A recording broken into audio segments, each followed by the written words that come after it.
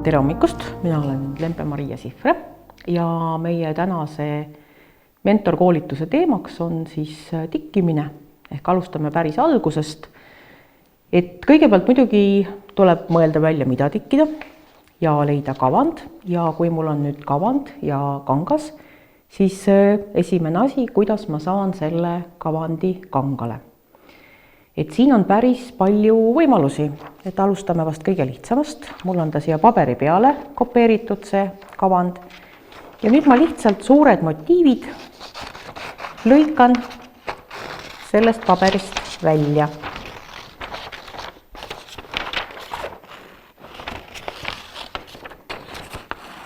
See on veel selleks hea nipp, et kui ma tahan teha mingit muud kompositsiooni nende motiividega, siis need motiivid võivad mul ju olla kuskil karbis olemas, kus siis saab seda uuesti kasutada. Seda varianti on ka hästi palju kasutanud kunagised elukutselised tikkijad. Hoidsid oma motiividega karbikesi ja kui keegi tuli aga uut toodet tellima, siis oli sealt hea võtta ja asetada kangale. Nii, kui see motiiv on mul nüüd välja lõigatud, siis ma kinnitan ta kangale.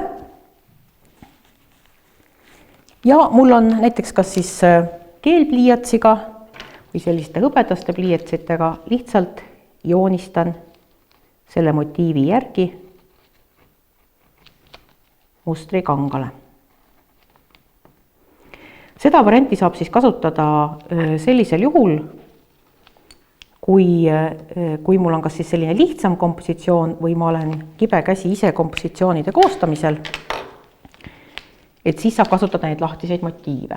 Teine selline kindlam variant on siis nüüd nagu negatiivne variant, et ma lõikan sellest mustrist motiivid välja, aga kangale kandmiseks selleks, et kõik motiivid oleksid oma koha peal, siis kasutan just seda negatiivi, et joonistan siis taas keelpliiatsiga või siis, kes on kiiremad tikkijad, näiteks seebiga või rätsepakriidiga või siis sellise heleda pliiatsiga tumeda kanga puhul, joonistan motiivi kangale. Selle tehnika nüüd miinuskoht on siis see, et selline jutt siit kanga pealt kipub kähku ära kuluma ja tikkimise käigus, et siis taas on soovitav kasutada siis kas keelpliiatsit või siis markerit, ja need siis ei tule kanga pealt ära, nagu näha siin see keelpliiats jääb peale. Aga üks hästi tore variant, mida siis kasutada selliste suuremate motiivide puhul, on siis selline materjal, mida saab igast aianduspoest osta. Selle nimi on katteloor, et seda muidu kasutatakse peenardel siis sooja hoidmiseks või siis putukate tõrjeks, aga meie kasutame teda siis selleks nii-öelda mustri kangale kandmise variandiks.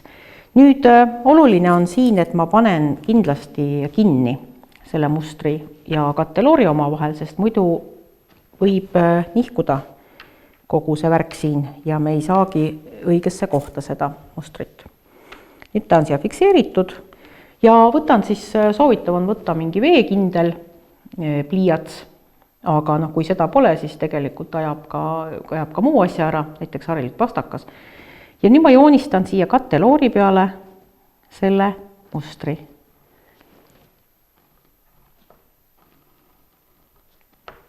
Siin tuleb olla hästi hoolikas, nagu ikka mustri kandmisel kangale, et hästi kangale kantud muster on ilusa töö üks põhialuseid.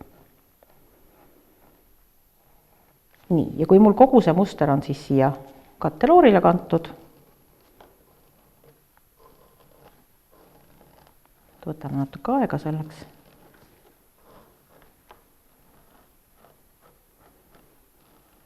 No nii, ütleme, et mul on nüüd kõik tehtud.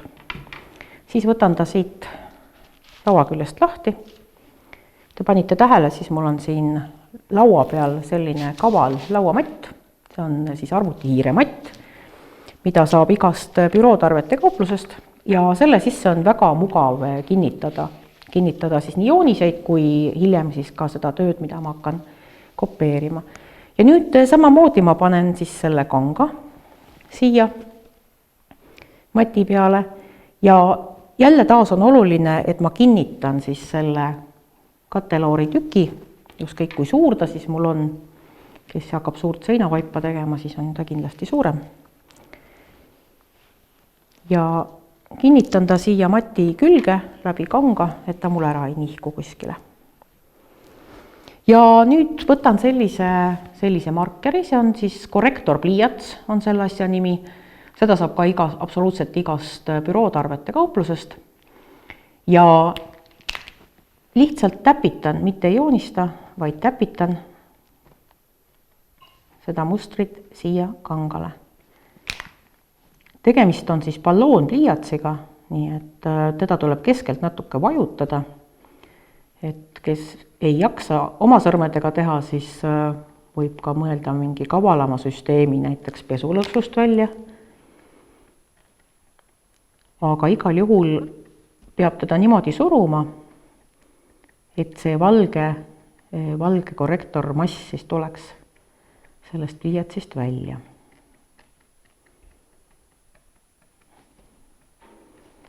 Ja rahulikult teen siis need täpiread mööda siis seda kontuuri, mis mul on siia katteloori peale ette joonistatud. No nii, vaatame, kas tuli midagi välja ka. Võtan ta siis lahti siit. Hetke võib lasta kuivada, sest ta on, see värv on piirituse baasil, ta kuivab hetkega ära, aga et kui kohe hakata rebima, siis ta võib natuke laiali minna.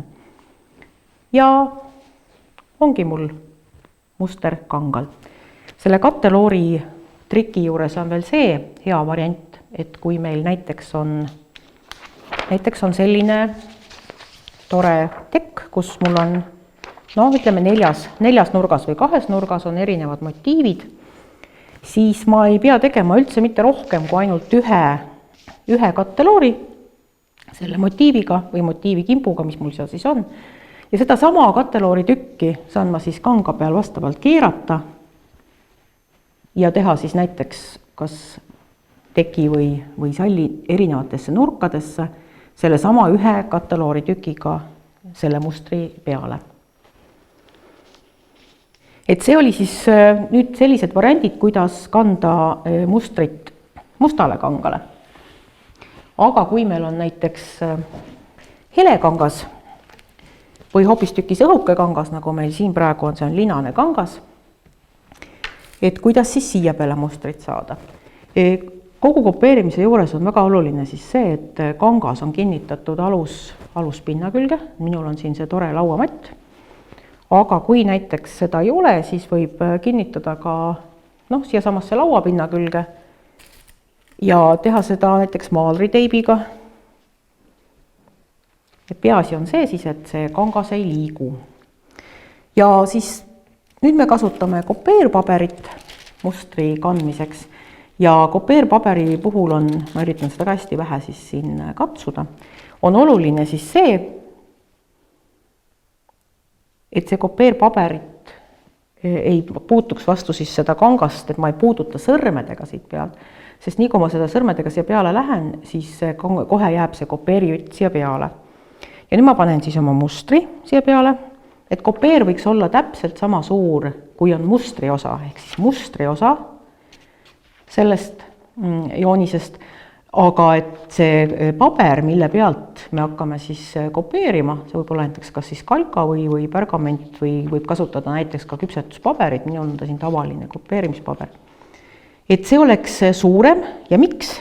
Sest kui ma nüüd asetan selle mustri siia kopeerile, siis ma pean ta taas fikseerima ja ma fikseerin ta siis siia äärtest.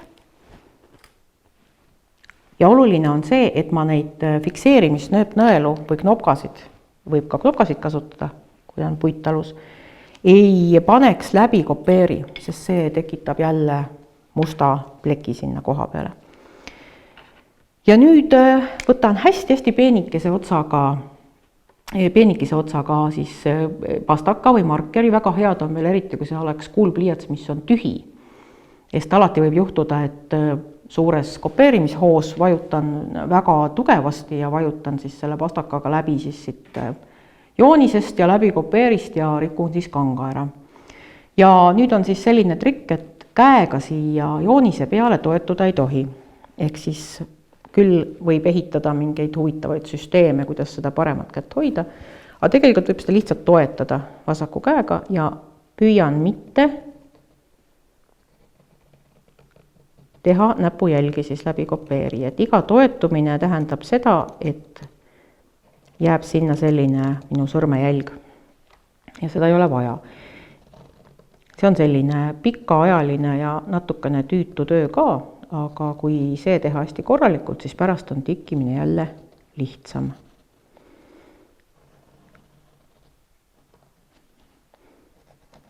Kes nüüd kasutavad siis seda pliiatsit, mis on juba tühi, siis peab väga täpselt meelde jätma, kust ma juba olen joonistanud ja kust ma veel joonistanud ei ole. Ja kui on näiteks selline pikem muster, meil on siin praegu ainult üks motiiv, aga pikema mustri puhul siis mitte ei panda tervet seda riba kopeere täis, vaid seda ühte sama kopeeri tõstetakse. Et siis on ka väiksem võimalus, et ma selle käega sinna kopeeri peale lähen. Mina kasutan täiesti tuliud kopeeri, aga on ka neid, kes eelistavad just kasutada niimoodi hästi vana, korduvalt kasutatud kopeeri. Et see on nüüd nagu maitse asi. Minule meeldib, kui on kopeer hästi uus, siis ma ei pea nii hirmsa jõuga siin vajutama ka. Et saab natukene lihtsamalt. Eks ta natukene jõudu võtab ja pärast näiteks väga suure töö kopeerimist on käsi üsna krambis, nii et hea mõte on panna see töö kuidagi sellisesse kohta, kus ma saan seda teha vahepeal puhates, et ma ei pea kiiresti midagi ära tegema. Sest see käsi ikka päris väsib ära.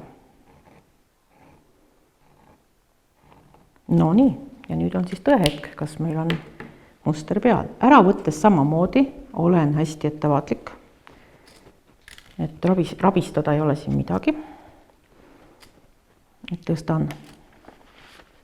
No, meil läks hästi tuli koos kopeeri lehega kohe ära. Hästi ettevaatlikult ja ongi mul taas jälle muster siin kangal.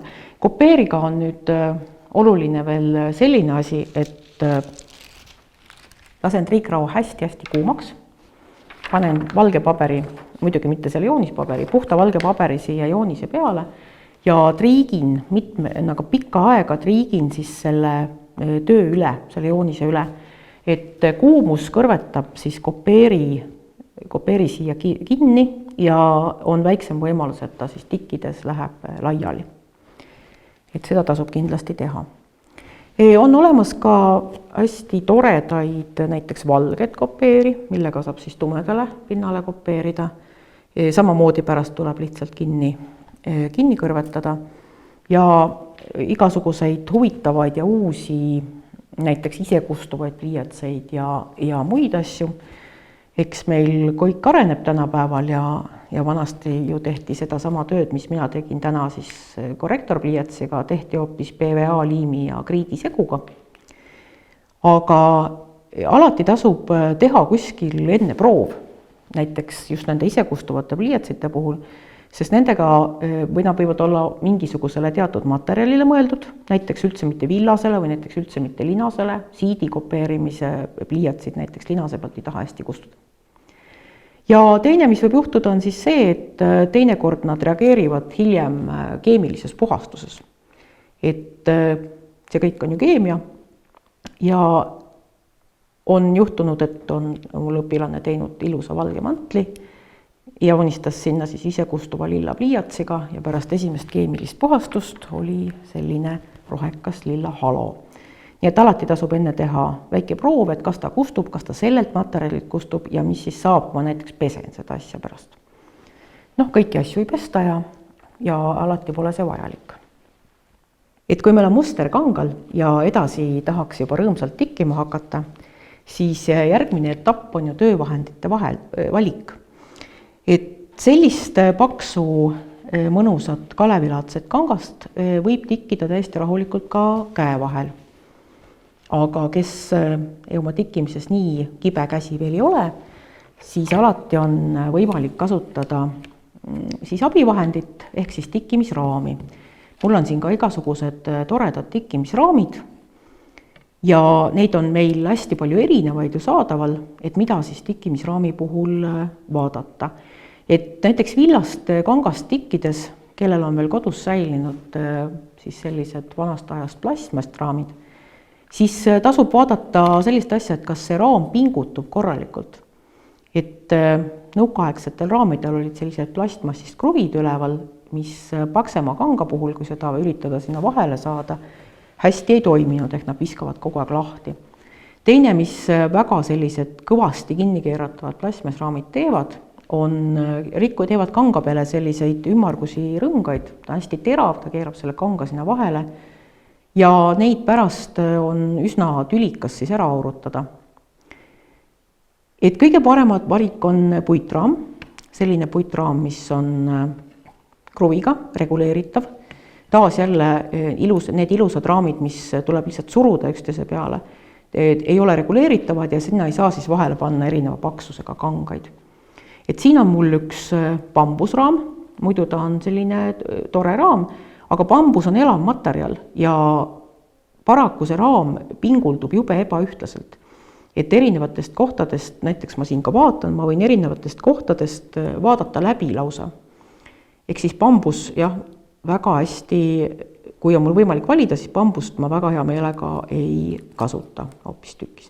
Teine, mis bambuse viga kipub olema, on see, et ta on kiuline ja varem või hiljem saame paar pindu ka endale kätte.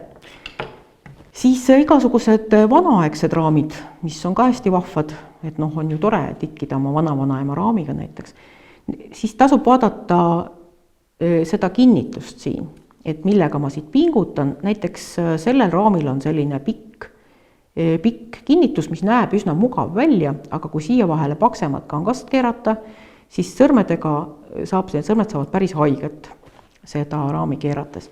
Ja samuti raamid tasapisi väsivad, et näiteks väga vanad raamid ei kipu, neil on sama viga, mis bambusraamidel, et nad ei pinguldu ühtlaselt, ehk siis vahed on juba läinud natukene lipa-lopa.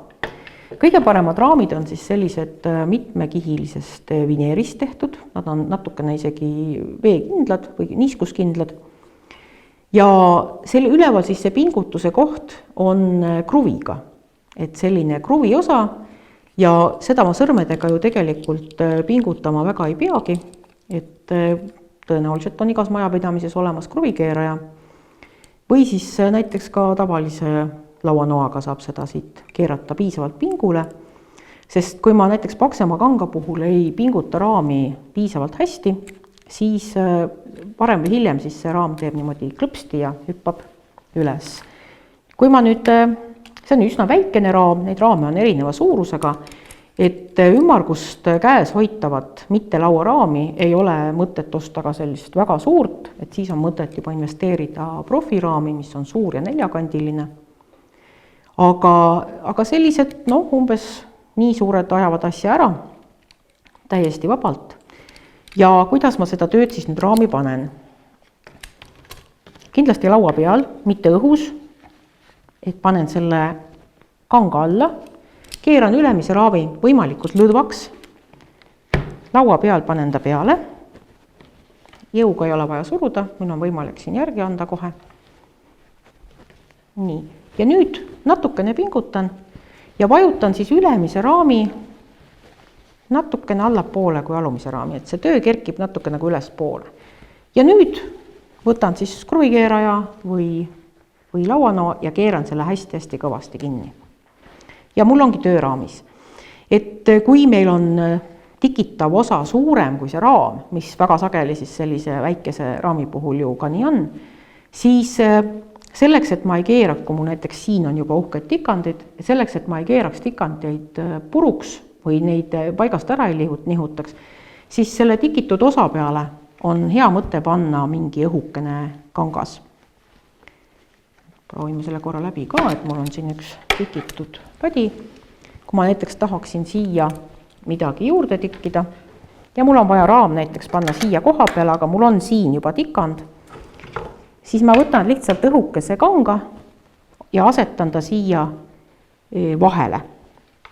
Ja saan panna oma siis selle osa, saan panna kenasti raami.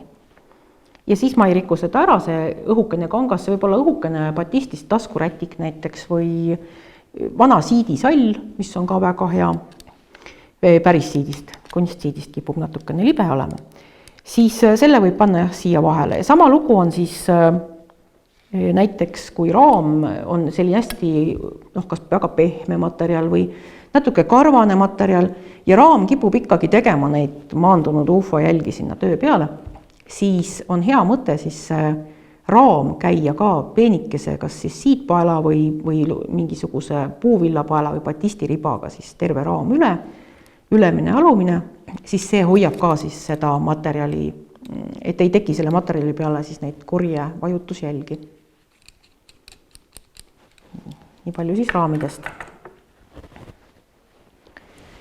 Kui ma nüüd valin tikkimiseks nõelu, mis on ka väga oluline, et heast töövahendist hakkab alati töö peale, siis tikkimisnõelad, kui te lähete poodi ja küsite, et tervist, ma tahaksin osta tikkimisnõelu, antakse teile tore nõelakarp, mille peale on kirjutatud selges inglise keeles embroidery needles.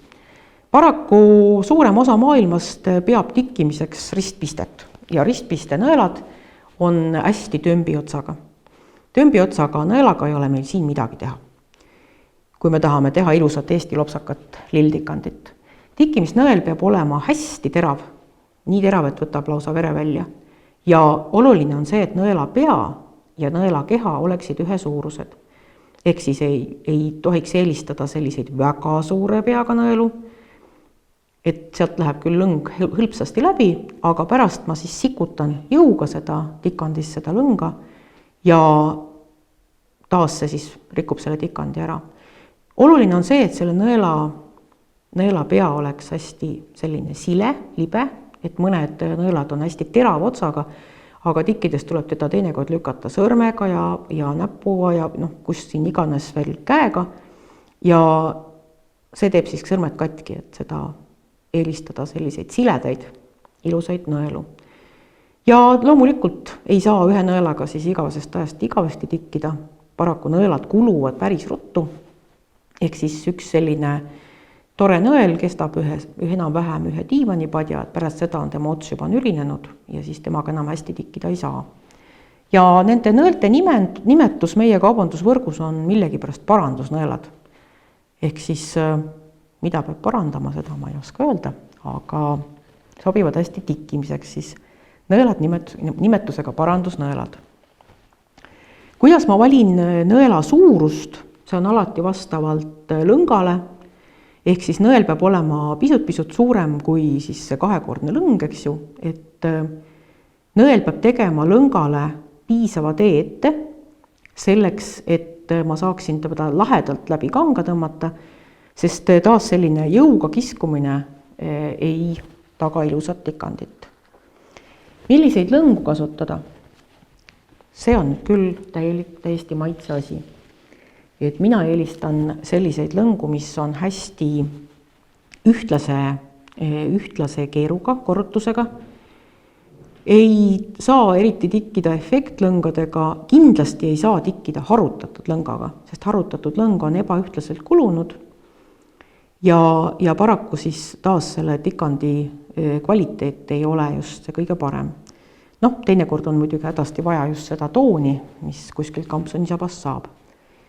Ja sellised, need on täisvillased lõngad, ehk siis millist kiudu kasutada, ei ole väga mõtet tikkida akrüüliga, et kui lõng sisaldab kas või natukene akrüüli, siis tulem on see, et kui te tikite siis akrüülisisaldusega lõngaga endale ilusa mantli, siis lihtsalt vanub ära või piltub ära või läheb selliseks karvaseks.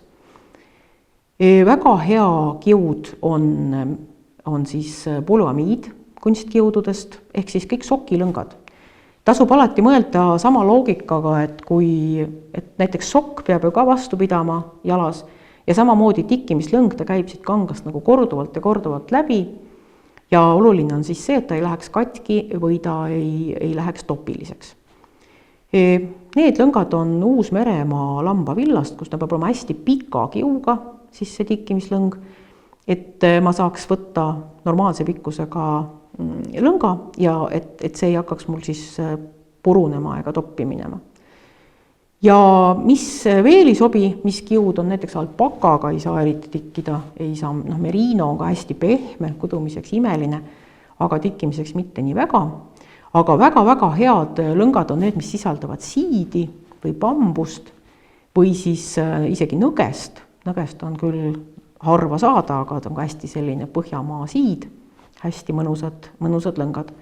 Ja alati tasub siis ka lõngaga teha tööproov enne, et kuidas see lõng siis toimib, sest samas muidugi jälle tikkimisega ongi see, et teete suure töö ära ja pärast selgub, et see lõng tokerdab või läheb toppi, et siis tasub teha alati tööproov.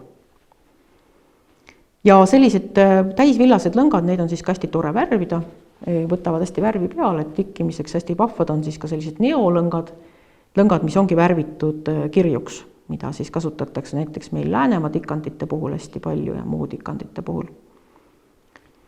Ja alati siis lõnga paksus, nagu ma ütlesin, sõltub siis sellest kangast, et meil on siin täna selline mõnus paks kalev, aga kui on tegemist siis õhukese kangaga, siis loomulikult võetakse ka õhem lõng ja siis võib ju kasutada, linase puhul kasutatakse ju kas mulineed või siis hoopis pärlniite.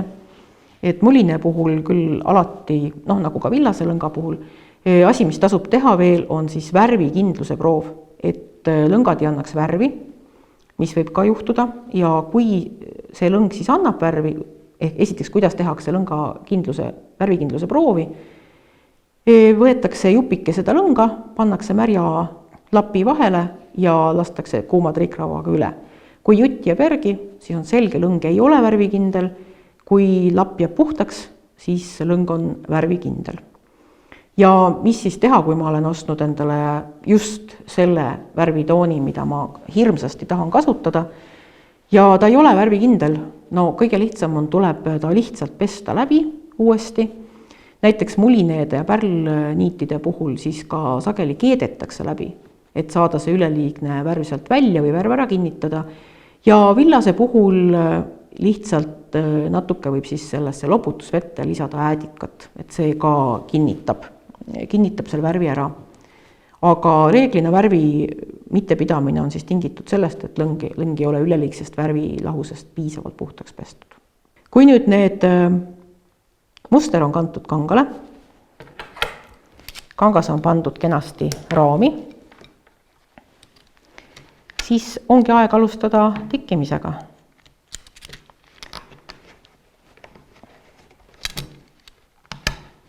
Siis alati ei lähe, kui on vaja, et läheks korralikult. Kui pika lõnga ma peaksin võtma? Selle peale mina vastan alati, et täpselt 74,1 sentimeetrit. Tegelikult piisavalt pika, aga mitte meeletu pikkusega, näiteks selline villane lõng ja ma olen ära kaotanud oma kärid. Selline villane lõng võiks olla siis selline natuke vähem kui käte siru ulatus. Kui ma võtan villase lõnga liiga pika, siis ta läheb katki lihtsalt, sest ükski asi ei kesta igavesti. Ja alustame kõige lihtsamast pistest, mille nimi on siis varspiste. Ja teeme siis siia varre. Kõigepealt ma kinnitan selle lõnga kangasse. Tikkides ei tehta mingeid sõlmi,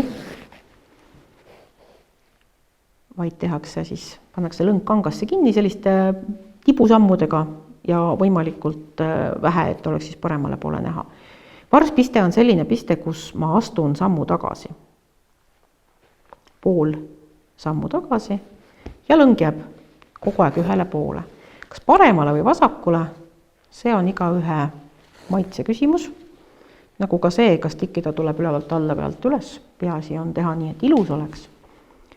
Ja järgmise sammu astun täpselt eelmise sammu otsa. Ja järgmine.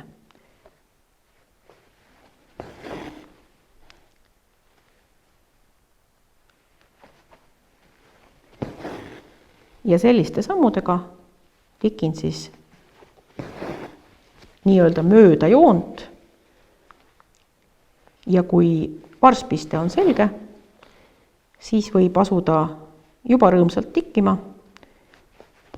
sellepärast et sellist joonega tikkimist on harrastatud väga palju, kes mäletab neid toredaid käterätte tekstiga täna tuleb tädi või mingeid muid häid soove ja õpetussõnu, siis kõik need on tikitud ainult varspistega.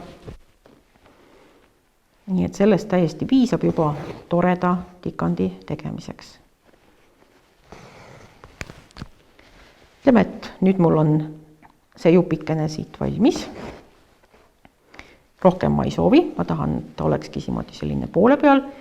Nüüd ma teen veel viimase piste siis siia vasakule poole ja villase lõngaga on hästi lihtne. Näete, teisele poole jäi siuke tikk rida ja lihtsalt punun ta siia sisse.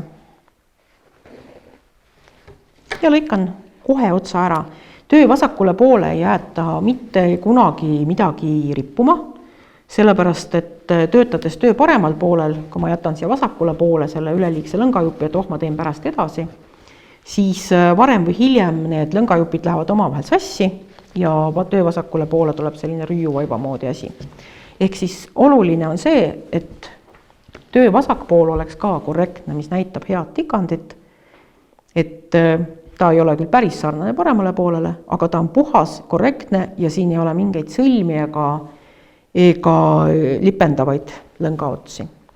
Ja varspiste on siis moodustab sellise toreda jüti, nagu siin igal pool on kasutatud. Ja sellest pistest juba täiesti piisab, et teha endale selline väike tikitud lisand kuhugi. Järgmine piste, kui ma näiteks tahan nüüd, et need lehed oleksid mul täidetud,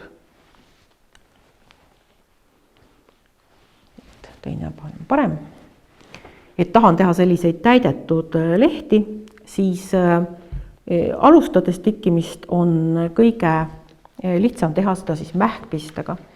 Mähkpiste, nagu tema nimigi ütleb, tikitakse siis mähkides. Taas panen lõnga otsa siia kinni. Ilusti ära peidetud mul. Ja alustan siis mähkpistega tikkimist. Ehk siis nõel käib läbi kanga. Ja siin on oluline nüüd see, et ma jälgin täpselt seda joonist. Teine oluline asi, mis on kõigi tikkijate lemmik, on asi, mille nimi on kalle. Ehk siis sellise lehekese puhul peaks see kalle olema siit keskjoonest pluss miinus 45 kraadi. Ehk siis kahe lehe poole vahele, nagu looduseski, tekib täisnurk. Ega siis tikkimistööd keegi nüüd päris malliga mõõtma ei hakka, aga see on selline hea reegel, mida meeles pidada. Kuidas seda saavutada, et alguses kipub see kalle igatepidi laperdama, aga näiteks võib siis võtta selle sama, kas siis keelpliiatsi või siis seebi näiteks ja tõmmata endale siia ette abijooned, mis aitavad seda kallet selle lehe jooksul hoida. Ja nende järgi on mul siis natukene lihtsam tikkida. Kõik peaksid olema need pisted siin ilusasti reas nagu väikesed sõdurid. Ja niimoodi tikin siis esimese kihi, et sellise toreda paksu, unustasin enne öelda, et selle lõnga number on 7-2, mis sobib hästi selliste diivanipatjade ja saanitekkide tikkimiseks. Siis sellise paksuse lõnga puhul siis see piste pikkus on kuskil nõks üle sentimeetri kindlasti mitte rohkem, aga väga-väga pisikesi pisteid ei maksa ka villase lõngaga teha, et siis ka jääb selline imelik natukene pind. Et natukene talupoja tarkust kulub alati selle tikkimise juures ära.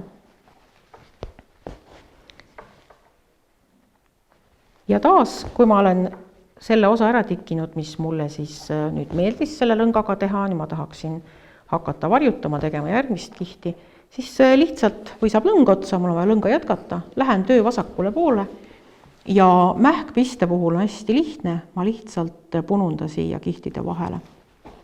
Ja taas lõikan kohe selle otsa ära, et ta ei lipendaks siin töö vasakul pool.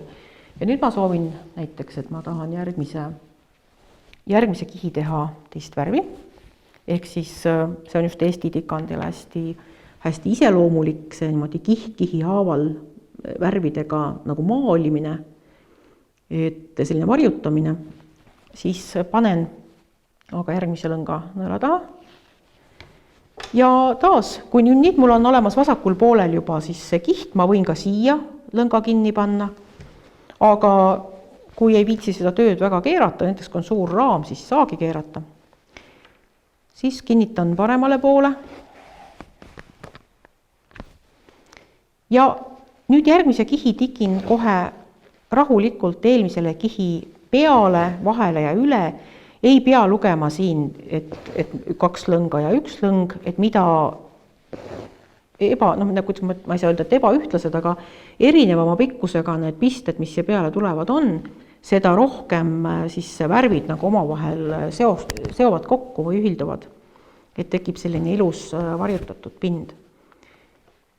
Ja taas jälle hoian seda kõikide tikkijate lemmikut kallet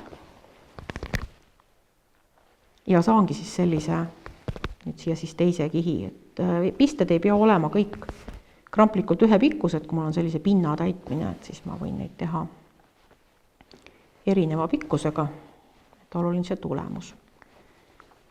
Ja taas, kui ma olen jõudnud kuskile lõppu, siis saan kinnitada jälle vasakule poole siis ära. Kui ma nüüd mähkpistega tikin näiteks siis õit, siis on kõikide pistete suund keskmesse, et teinekord aitab seda keset näiteks hoida, kui töö peal panna siis keskele selline näiteks mingi nupp või nööpnõel paika ja kõikide pistete suund täpselt keskmesse. Kui lehe puhul oli siin siis 45 kraadi pluss 45 kraadi, siis siin on mööda raadiust lähevad kõik.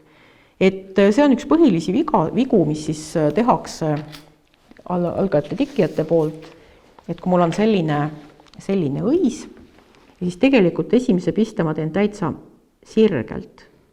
Teinekord on näiteks joonistel ka pistesuunad ette näidatud, aga mõnikord ei ole ja siis tuleb nad ise välja mõelda.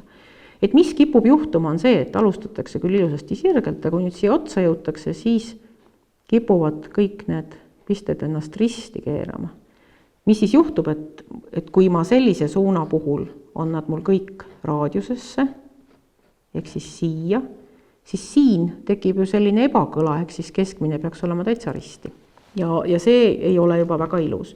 Sama lugu juhtub siis ka lehtedel, et soovitakski algajatel alustada lehte täiesti tipust, ehk siis esimese piste teen pikirootsu ja siis keeran ennast vaikselt siin 45 kraadi peale ja jäängi sinna. Siit täpselt samamoodi esimene piste pikirootsu ja siis tuleb selline ilus pind. Et meie Eesti lildikandi põhiline ilu ongi siis need pinnad ja siin on nüüd tehtud villasega lõngaga, ehk siis väga sellist nagu läiget ju villasel lõngal ei ole, aga kui tikkida näiteks muline või pärlniidiga, siis need lõngad läigivad ja kui need kalded on ilusasti hoitud, siis tekivad sellised päikeses sillerdavad pinnad, et vaadake meie rahvarõiva käiseid, kui ilusad nad on. Et just tänu nendele kenadele ühtepidi hoitud pindadele. Tikkimise põhiline asi, mis on kõige olulisem, on see, et inimesi, kes võtavad nõela ja tikivad kohe, sünnib väga-väga harva. Põhiline on harjutamine ja kaua tehtud kaunikene on täiesti õige Eesti vanasõna ja alustage kindlasti mingist suuremast asjast, ehk siis nõelavatja on palju keerulisem teha kui seinavaipa. Võib-olla diivanipadi näiteks on hea mõte. Alustada on kindlasti ka lihtsam villase lõngaga. Villanalõng annab päris palju andeks. Ja võib-olla lõpetuseks veel paar sõna viimistlemisest. Et kui mul see töö on nüüd valmis tikitud, siis ma kindlasti pean teda pressima, ehk siis natukene kipub lokkima ja alguses kipub natuke kokku tõmbama ka, et selle vastu ongi siis see raam hea. Aga asetan siis selle töö, asetan ta siis parem pool allapoole triikimislauale, kellel on peened aurutriikrauad, siis saavad seda tööd teha auruga, aga muidu panen siia märja linase lapi või puulase lapi, linane on küll parem, ja pressin siis läbi linase, päris vastu triikrauda ei lase, nii et jõuga ei ole vaja peale elada, ja aurutan töö sirgeks. Kui nüüd on juhtunud selline lugu, mis kipub juhtuma näiteks selliste suurte õite puhul, et nad on natukene nagu krimpsu tõmmanud, siis see töö panen ta seal vasakut pidi laua peale, lasen ta kõigepealt kuuma auruga kuumaks, soojaks, siis venitan triiklaua peale, kus on võimalik panna aluse peale, venitan selle asja sirgeks ja annan uuesti auru. Ei ole tark kasutada plastmast nuppuga nõelu, sellepärast, et need ei pruugi auru hästi suhtuda. Ja kui ma olen selle töö ära aurutanud, siis ma jätan ta sinna triiklaua peale nii kauaks, kuni ta kuivab ära. Ehk kui te pressite töö sirgeks ja võtate kohe triikimislaua pealt ära, siis ta kuivamise käigus tõmbab uuesti kokku. Aga loodame, et seda ei juhtu, aga see on selliseks variandiks siis, et kui peaks mingisugune krimpsutamine selle töö peal tekkima. Jõudu tööle!